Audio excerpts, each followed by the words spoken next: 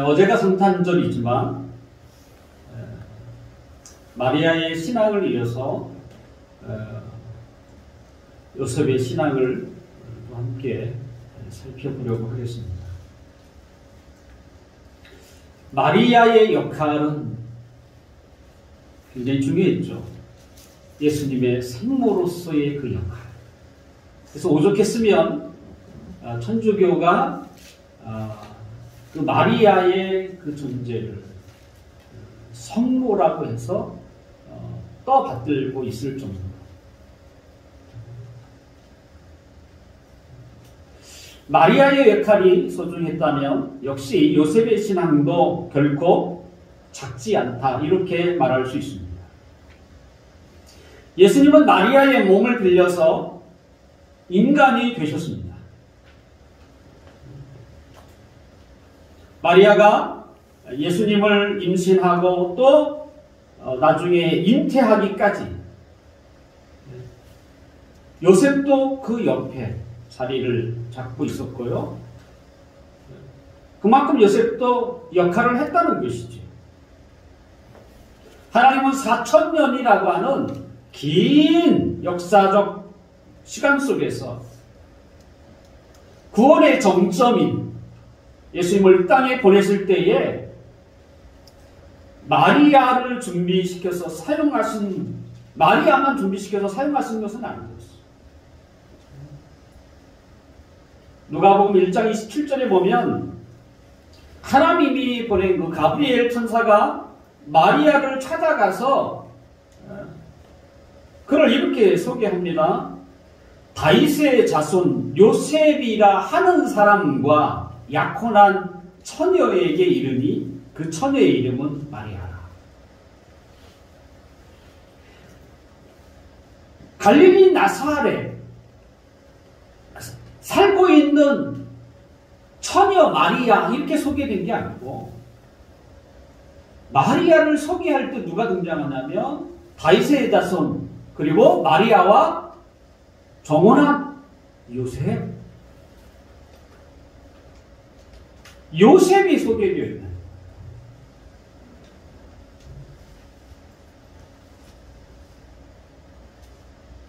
하나님의 아들이 마리아의 태를 빌려서 인간 예수로 탄생하지만 하나님은 그 여자인 마리아를 선택하셨죠.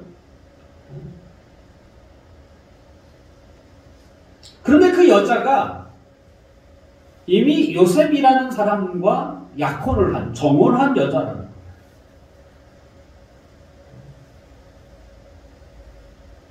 하나님이 약혼 전에 마리아를 선택할 수도 있잖아요.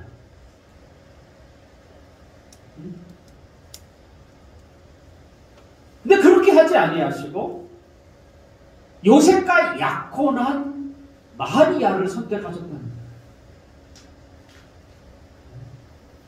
이 말은 요셉도 필요했다라는 얘기입니다. 단지 마리아, 인간으로 낳으시는 마리아만 필요했던 게 아니라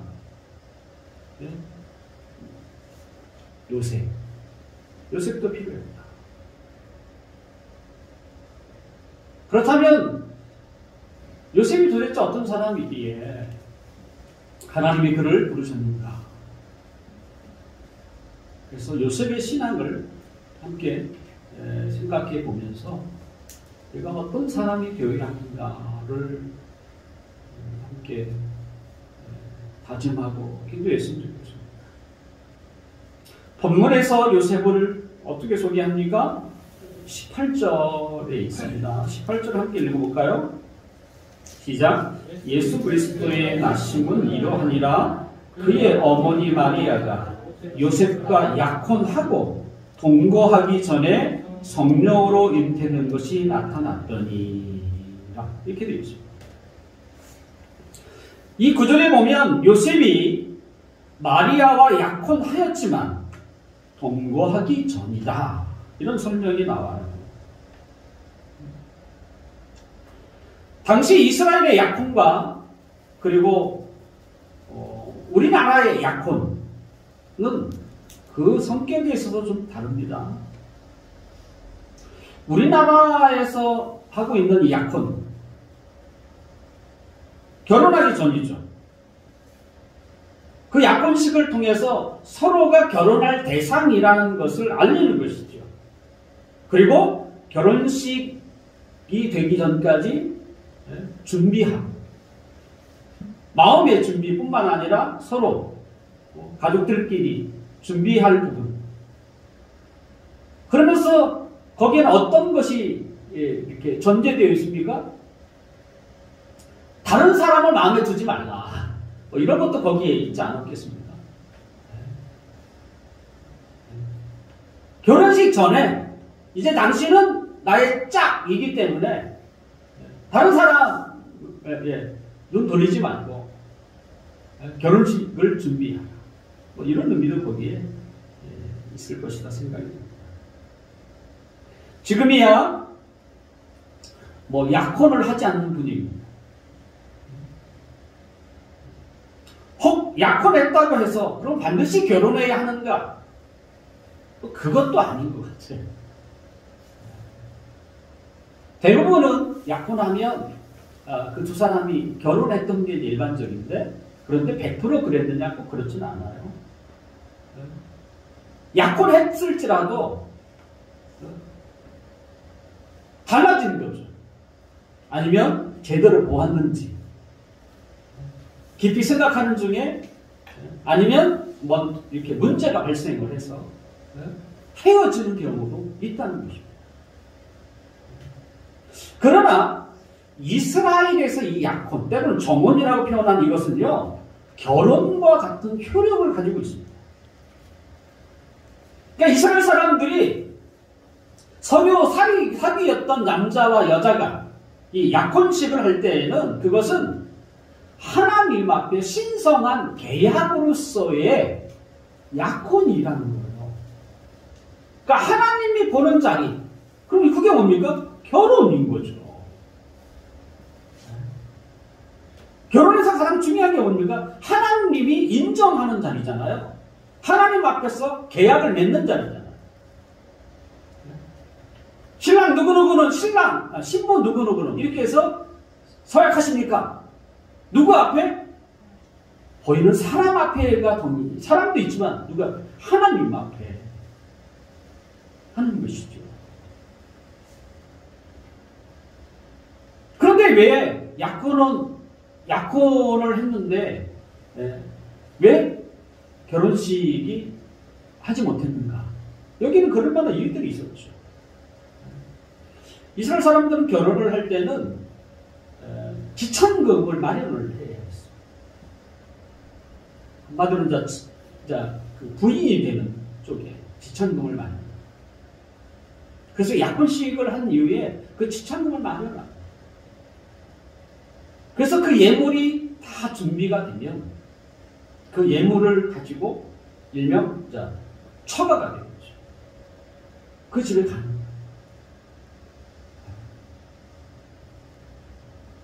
그래서 그 신부를 데려오는 것이죠. 그래서 신랑이 먼저 신부 집. 우리에게는 아마 함 비슷하지 않겠습니까? 함.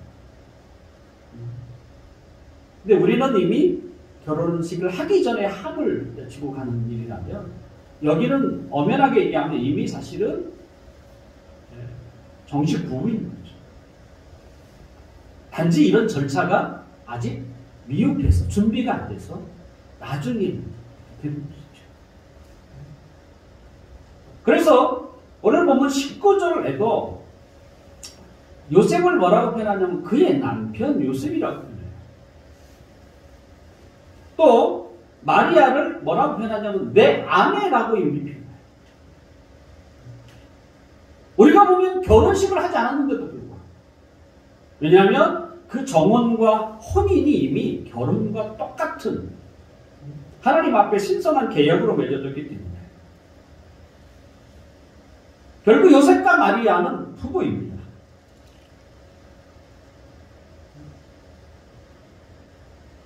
단지 아직 동거하지 않는 상태입니다. 그러면 약혼을 하고 나서 동거할 수 있습니다. 왜요? 그들은 이미 부부이기 때문에 문제가 되진 않습니다. 하지만 요셉이 아직 지참금을 마련하지 못했기 때문에 그 상태까지 가지 않는 것이죠. 우리가 방금 읽었던 이 18절을 보면 요셉은 이미 마리아의 몸에 아이가 자라나고 있다는 것을 알고 있었다고 생각합니다.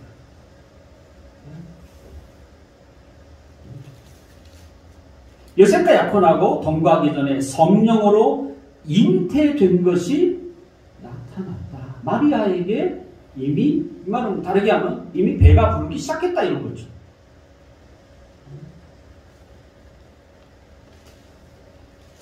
근데 그것도 어떻게 해서 임신하게 됐는가? 성령으로 잉태되었다. 그렇게 요셉이 알고 있는 것이죠. 어떻게 알았을까요?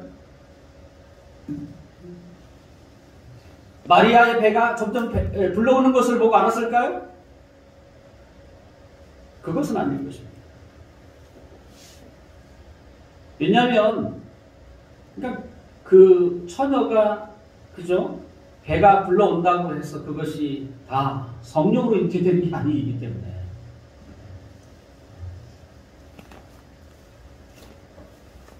사실 요셉과 마리아가 약혼한 자이지만 약혼자인 요셉은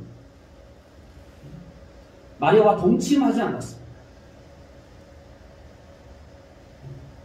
그런데 마리아의 배가 불러오는 것을 보게 된 거죠. 그것은 어떤 일입니까? 그건 충격이에요. 왜냐하면 그 아까 제가 정혼한 약혼한 것이 뭐예요? 이미 결혼과 같은 혈육이 있기 때문에. 분명 요셉은 그 마리아와 동침을 하지 않았는데 배가 부르고 있으니 그 현상만 보면 그건 충격적인 일입니다. 신명기 22장 22절에 보면 그 약혼한 자가 만약에 외도를 해서 잉태하게 되면 두 사람 다 죽이라 이렇게 율법 기록합니다. 분명 거기는 예외는 있습니다. 혹시 성 안이 아니라 성 밖에 멀리서 아무리 사람들이 소리쳐도 들리지 않는 우리는 그걸 다 강간을 당한다 이런 표현을 쓰잖아요. 그런 상황이 아니면 왜냐하면 소리를 쳐도 누가 도와줄 사람이 없는 그런 상황이다. 그것은 하나님도 예외로 인정해서 용서해 줍니다.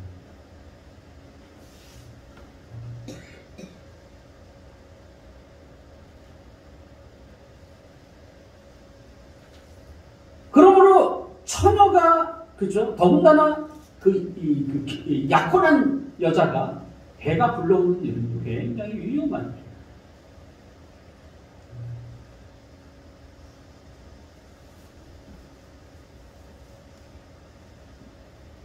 사실 가브리엘이 마리아를 찾아와서 너의 몸에서 나실 이가 성령으로 된 것이다 라는 이런 말을 들었을 때 마리아의 심정이 어떻겠어요? 응? 내가 남자가 동침도 하지 않았는데 정혼은 하였지만 동침도 하지 않았는데 내 배가 불러온다. 임신을 하게 된다. 이런 말을 듣고 누가 좋아하겠습니까? 그거 굉장히 위험한 일이잖아요. 자기의 목숨을 내놓아야 하는 일이잖아요. 만약 그런 일이 발생했다. 그러면 그 이스라엘, 그 마을 사람들이 가만히 있겠습니까? 더군다나 그 신랑이라고 하는 가만히 있겠냐? 죽음을 각오해야 하는 그런 상황이에요. 이게. 그럼에도 불구하고 마리아가 어떻게 반응합니까? 말씀대로 이루어지이다. 이렇게 반응합니다. 지금 그런 충격적인 일이 어떻게 보면 자신의 목숨을 바꿀 만한 그런 일이 자신의 몸에서 일어나는데도 불구하고 마리아가 어떻게 반응하느냐? 주님의 말씀대로 이루어집니다. 이 말은 이후의 모든 일은 하나님께 맡긴다는 것이죠.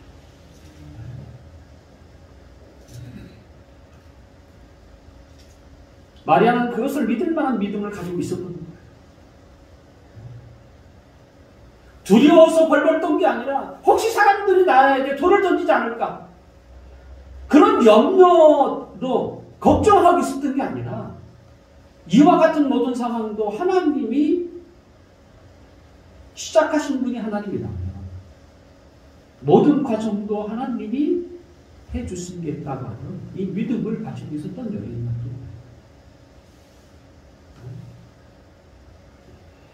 그런데 그와 같은 믿음을 마리아만 가지고 있었느냐? 그렇지 않았어요. 남편인 요셉도 가지고 있었습니다.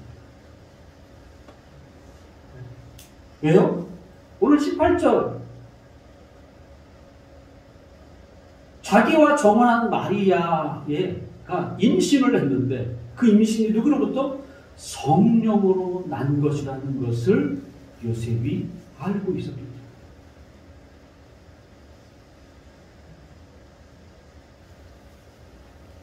그게 믿을 수 있는 말입니까? 새빨간 거짓말 아니에요? 여러분 자신을 스스로 생각해 보세요. 만약이지만 나랑 결혼한 사람이 한마디로 동거도 안 했는데 임신을 했다. 그런데 그 여자가 이건 성령으로 임신한 거야. 이야기할 때 그걸 믿을 수 있겠어요?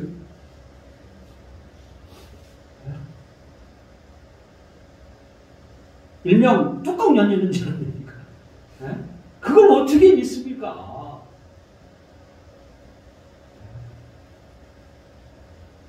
그렇다고 그런 일들이 흔하게 자주는 아니어도 가끔 일어난다. 그런 개연성이라도 있으면 좀 낫지. 근데 그것도 아니잖아. 그 수천 년의 인류 역사 중에 한 번도 그런 일이 없었던. 그런데 지금 더군다나 내가 정혼한 그 여자에게 나타났다고? 그걸 또 믿으라고?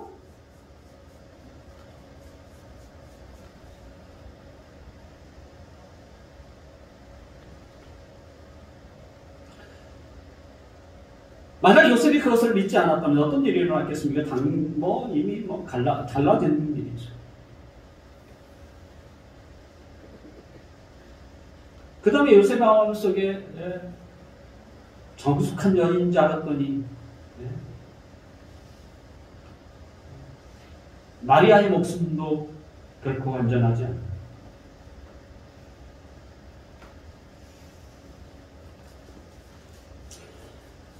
요셉은 마리아가 언제 그에게 말했는지 몰라도 그 말을 들었어요. 그리고 자기와 정혼한 마리아의 그 신앙의 상태, 자기가 늘 연애하고 그리고 정혼했던 그 마리아의 신앙이 어떤지를 알고 있었어요.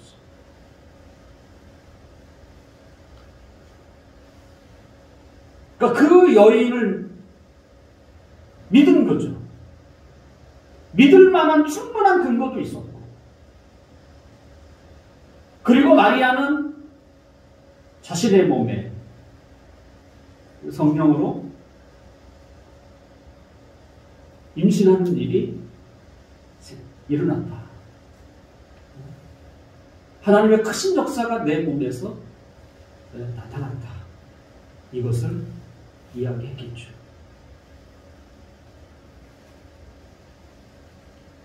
그 말을 듣고 요셉은 믿었어요. 믿을 만한 이야기가 아니에요. 그럼에도 불구하고 그걸 믿었어요.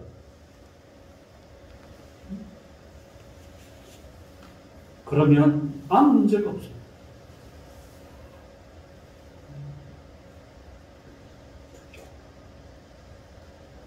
하나님은 성령으로 잉태하는 것을 믿을 정도의 부부를 선택하신 거예요. 마리아는 신앙의 수준이 높고 그에 비해서 요셉은 신앙의 수준이 낮았다면 이와 같은 일을 하나님은 하실 수가 없었어요.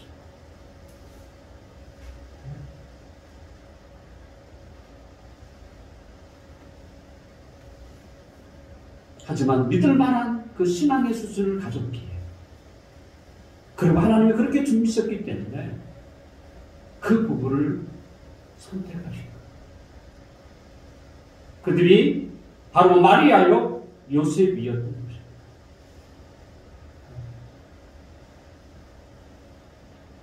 하나님은 그 어떤 사람을 하나님의 역사에 동참시킵니까? 무엇보다도 하나님의 하시는 일을 믿을 수 있는 믿음을 가지고 있는 자이어야 합니다.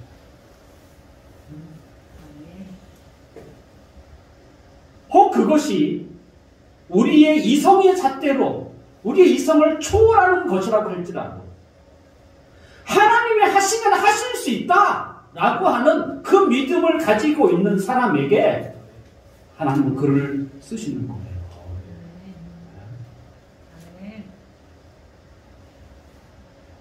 마리아와 그리고 요셉이 그러한 믿음을 가지고 있었던 거죠.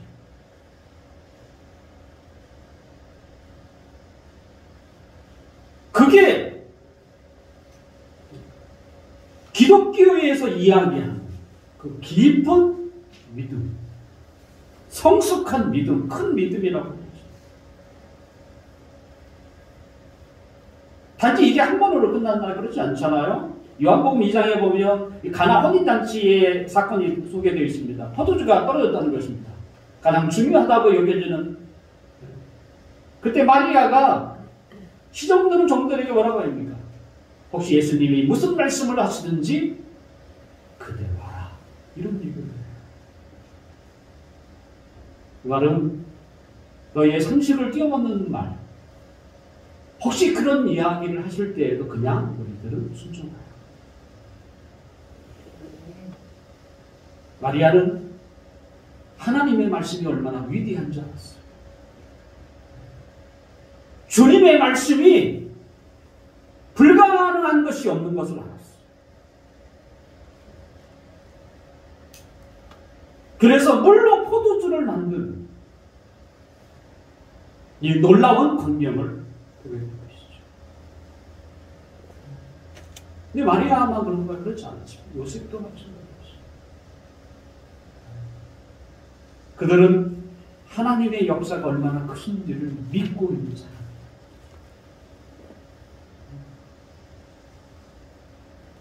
사랑하는 성도 여러분, 우리가 정말 하나님 앞에 쓰임을 받고 싶으면 우리의 상식과 이성을 뛰어넘는 하나님께서 역사하시는 그것을 우리도 믿어야 합니다. 그 믿음이 우리 모두에게 있기를 주님의 이름으로 축원합니다. 자, 마리아의 잉태가 성령으로 된 것을 알고 있는, 그리고 그렇게 믿고 있는 요셉.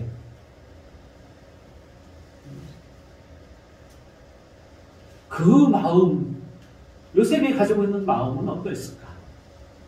오늘 19절을 함께 봅시다. 19절. 함께 읽어봅시다. 그 시작. 그의 남편 요셉은 의로운 사람이라 그를 드러내지 아니하고 가만히 끊고자 하여. 마리아에게 성령으로 나타난 것을 요셉은 믿었습니다. 그걸 불가능한 일이라 이렇게 불신하지 않았어요. 근데 그 일이 일어난 이후에 요셉의 마음속에 내가 이 상황을 어떻게 받아들여야 하는가. 그러니까 믿고 안 믿고의 문제가 아니라 요셉의 입장에서 내가 이것을 어떻게 끌고 나갈 것인가. 19절이 그거예요. 요셉은 의로운 사람이라 그를 마리아를 드러내지 않고 가만히 끊고자. 이게 뭡니까? 이혼하겠다는 거예요. 이게 도대체 뭘까?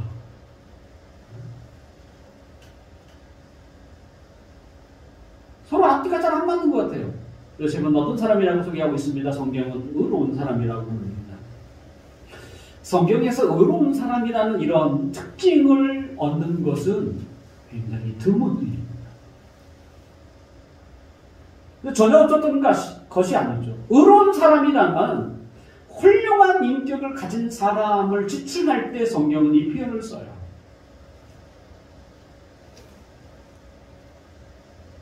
창세기 15장 6절에 보면 하나님이 아브라함을 의로운 사람이라고 부릅니다.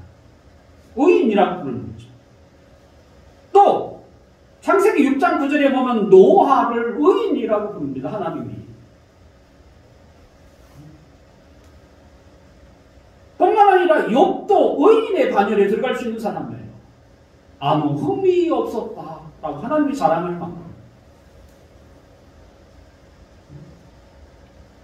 그 반열에 누가 들어가요?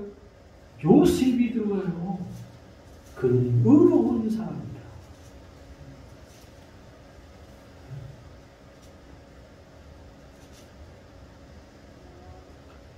요셉은 하나님이 인정할 만큼 그 신앙의 상태가 높은 사람이었어요. 이 의롭다라는 말은 하나님의 말씀에 따라 살려고 하는 사람, 신실한 사람을 두고 하는 말.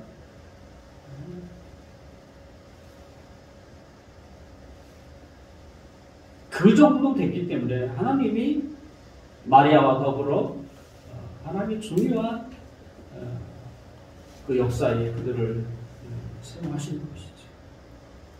그런데 우리가 이해하지 못하는 게 뭡니까? 그런 요셉이 왜 이혼하려고 했을까? 라는 것이잖아요. 어떤 사람은 이 본문을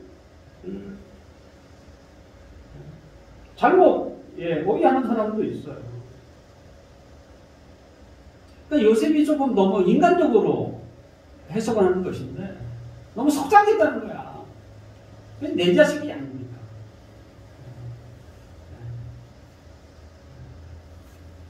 제일 먼저 내 자식이 잉태해야 되는데 그것이 너무 속상했다. 그래서 이혼하자.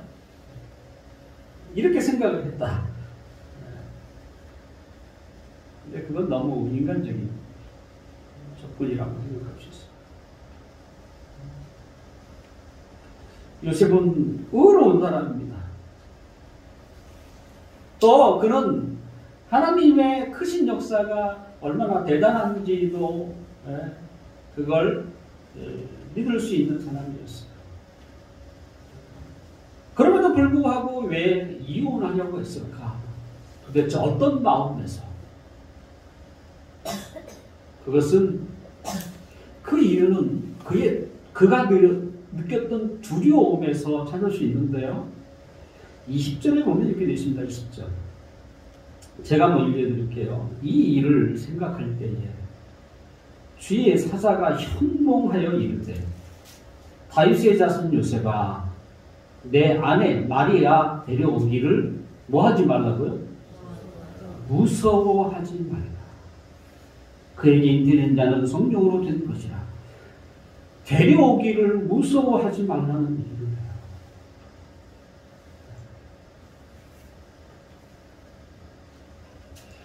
요셉은 마리아를 보면서 깊은 생각에 빠졌습니다. 지금 자기 아내 마리아에게 일어난 일이 너무나 엄청난 일이었어. 사실 엄청나죠. 인류 역사상 딱 한 번밖에 없었던 일이잖아요. 그러니 뭐 이건 뭐 엄청난 정도가 아니에요. 또 그 일이 너무 어마어마한 일뿐만 아니라 너무나 신비로운 일이에요. 정말 그 처녀의 몸에 임신이 돼서 배가 불어오는 그 상황. 요즘은 그 상황을 접하면서 자기가 남편이잖아요. 너무 부족한 것을 느꼈어요. 그리고 그것이 어떻게 두려움으로 전해왔어요. 감히 다 같은 자가 어떻게 이 엄청난 것을 내가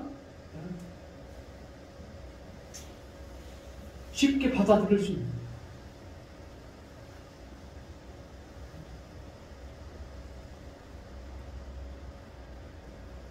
그것이 그로 하여금 두려움을 갖게 했고 그리고 생각하기를 마리아가 이혼하자 라고 생각했던 것입니다.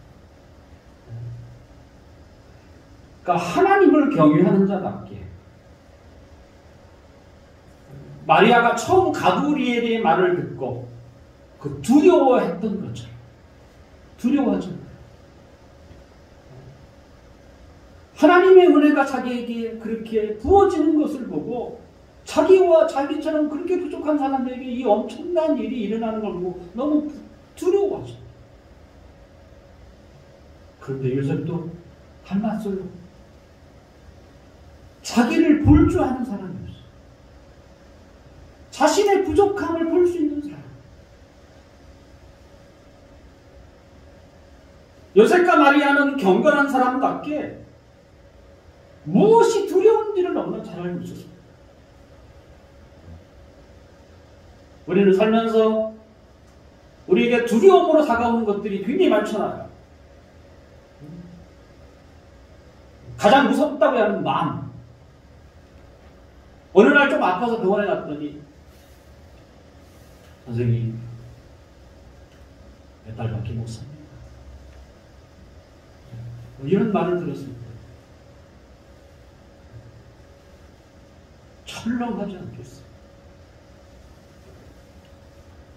시무룩해지고 밥도 제대로 먹겠습니까? 온 세상의 짐을 혼자 짊어지는 것처럼 그렇게 되지 않겠어요? 그 두려움이 때로는 이런 코로나 같은 전염병 그 위에 같은 질병 또는 외로움과 그 실패가 가져온 이런 정신적인 것도 때로는 두려움이 될 수 있어요. 그리고 죽음, 두려움의 대상이죠.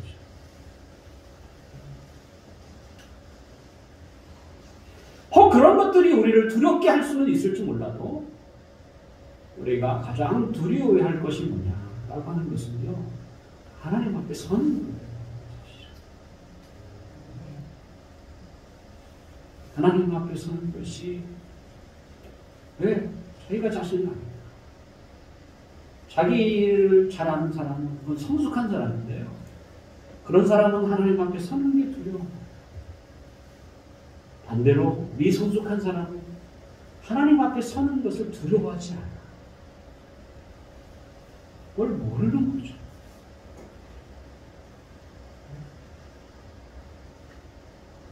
하나님을 두려워할 줄 아는 사람은 성숙한 사람인 것입니다. 요셉은 무엇이 두려운지를 너무나 잘 알고 있었어요. 우리에게도 그런 두려움이 필요해요.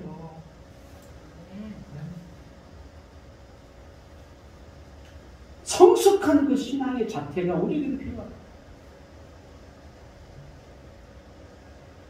두려워하지 말아야 할 걸 두려워하고 있고 정말 두려운 것을 두려워하지 않는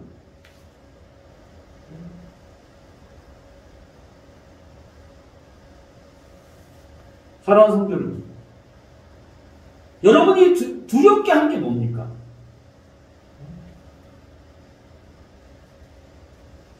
바라옵기는 하나님 앞에 서는 것이 됐으면 좋겠어요. 자신의 부족함을 알고 나 같은 자가 어떻게 가요? 이런 신앙의 마음이 여러분에게 있을 때에 그는 성숙한 사람이고, 근데 희한하게 하나님은 그런 사람을 쓰십니다.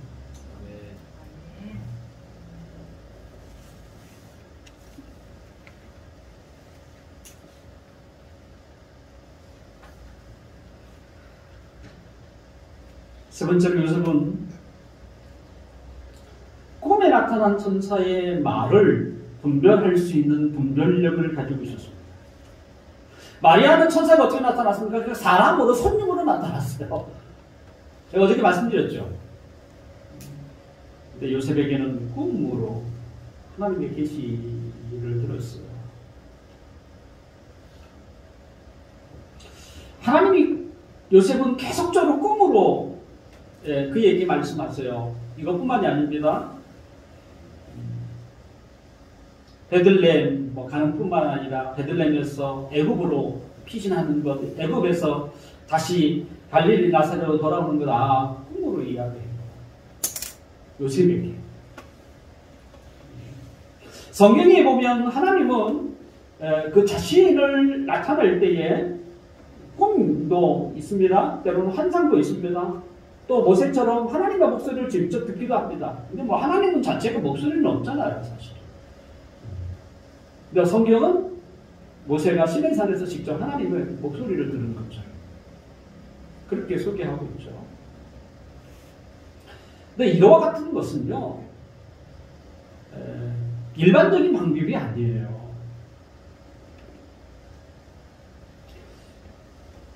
여러분 얼마나 자주 꿈을 꿉니까? 나이 먹으면 더 꿉니다. 왜냐면 자다가 한 번 깨면 잘 안 와. 잠이 잘 안 와. 그리고 자려고 하면 뭐예요? 꿈만 내다 꿈을 꾸죠. 젊었을 때는 저는 그냥 중간에 깨면 다시 잤거든요. 그냥 자는데 그렇게 어렵지 않았는데, 나이를 조금 먹다 보니까 이게 한 번 깨면 다시 자는 게 쉽지 않고, 그 다음에 막 자려고 해서 자면 막 희한한 꿈을 다 꿉니다. 우리는 살면서 얼마나 수많은 꿈들을 꿉니까? 그런데 그 꿈들 가운데 이건 하나님이 나에게 주신 꿈이야. 이런 분별할 수 있는 분별력을 가질 수 있는,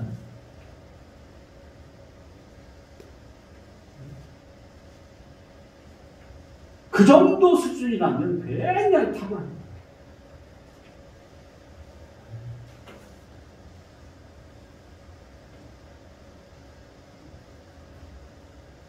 근데 그렇지 않은데도 불구하고 이걸 대부분 가능하다. 가려내지 못하다. 저도 인내까지 얼마나 많은 꿈을 꿨어요. 하지만 분별할 수 있는 분별력이 저는 없어요.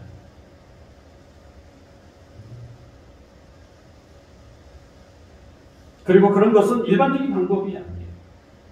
예레미야 29장 8절과 9절에 보면 이런 말이 나옵니다. 제가 읽어드릴게요. 만군의 여호와 이스라엘의 하나님께서 이와 같이 말씀하십니다. 너희 중에 있는 선지자들에게와 점쟁이에게 미혹되지 말며. 선지자들에게도 미혹되지 말아요. 선지자는 지금의 목사님입니다. 말씀을 가르치는 사람이 선지자예요. 선지자들에게와 또 점쟁이에게 미혹되지 말라. 그리고 너희가 꾼 꿈도 고지 듣지 말라. 너희가 꾸는 꿈도 고지 듣지 말라. 내가 그들을 보내지 아니하였어도 그들이 내 이름으로 거짓을 예언함입니다. 여호와의 말씀이다. 이렇게 되어 있어요.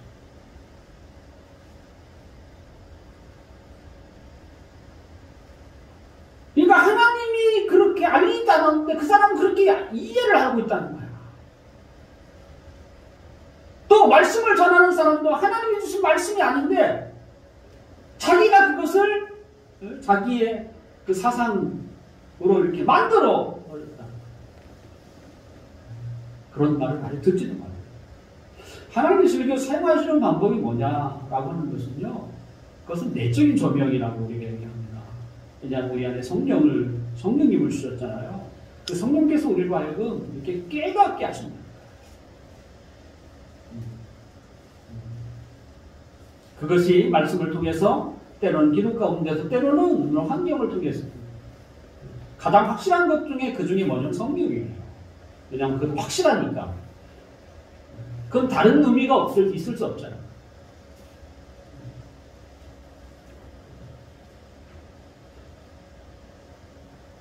신약에 13개의 편지를 쓴 사도 바울 아닙니까?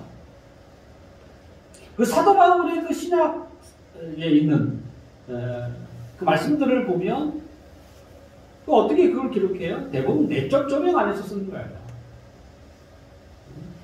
그렇게 많은 그죠? 하나님 말씀을 뭐 이렇게 꿈이나 환상을 보고 한 게 아니에요. 하나님께서 바울의 생각과 신앙을 살펴서, 그리고 그 상황에 맞게 하나님의 뜻을 전달하게 하잖아요. 그래도 고린도교에 보면 그 문제를 그죠? 바울이 고민하면서 기도하면서 거기에 맞게 하나님 말씀을 주잖아요.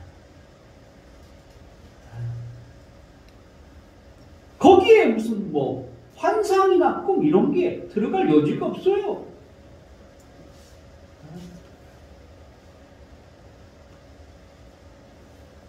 요셉은 자신의 꿈이 하나님의 계시라는 것을 분별할 만한 분별력을 가지고 있었어요.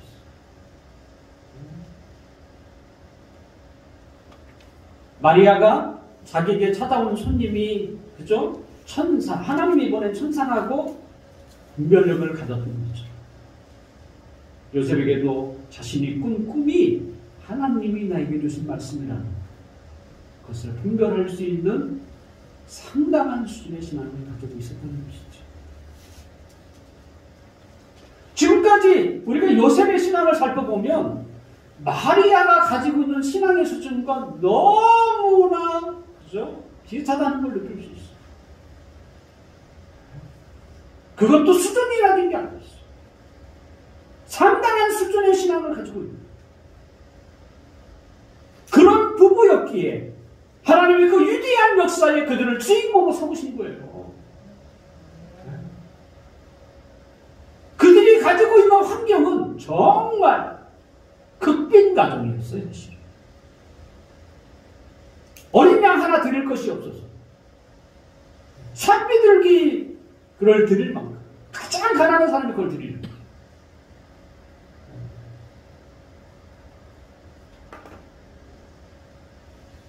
하지만 그들이 가지고 있는 그 신앙의 수준은 상당했어요. 사람들이 알았을까요? 잘 몰랐겠어요. 모를 수도 있죠. 하지만 하나님은 알고 계시죠. 더군다나 그들이 사는 곳은 종부선. 하나님은 그런 게 문제가 되지 않습니다.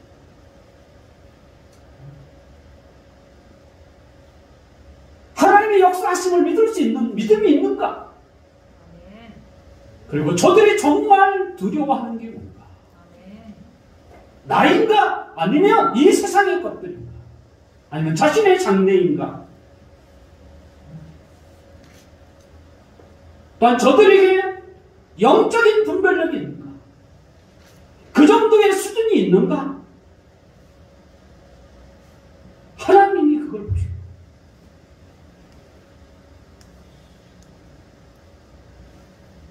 말씀을 마치려고 합니다. 지금도 하나님의 방법은 변하지 않습니다.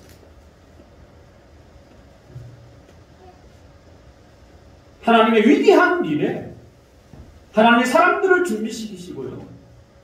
그리고 때가 되면 그들을 세워서 하나님의 일을 행하시는 거예요.